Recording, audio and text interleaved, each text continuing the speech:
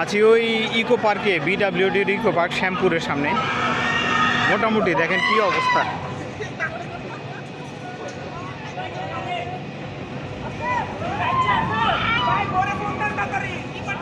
ভয়ঙ্কর জিনিস। এটা তো আমি উঠলে মারাই যাব।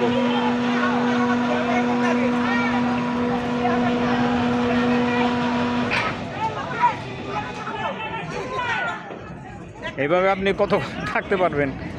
ভয়াবহ অবস্থা দেখেন, দেখছেন অবস্থা। ইকো পার্কের ভিতরে বিভিন্ন রাইডস আছে, তবে লোকজন অনেক কম।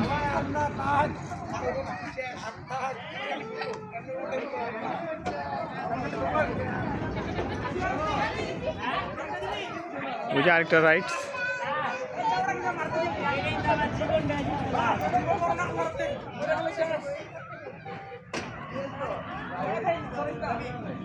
আছে মানে লোকজন নাই তো, আর অপরিষ্কার অপরিচ্ছন্ন।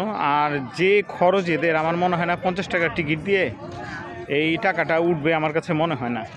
কয়টা টিকিট বেচে, হয়তো বা সর্বোচ্চ 100-200 টিকিট বিক্রি করে। এইটা দিয়ে আপনার এটা খরচ পোষানো সম্ভব না।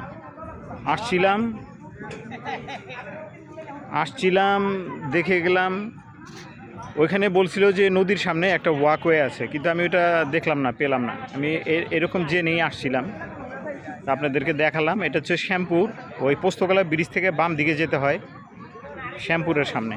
ভালো থাকেন, আবার আরেকটা ভিডিও দেখাবো।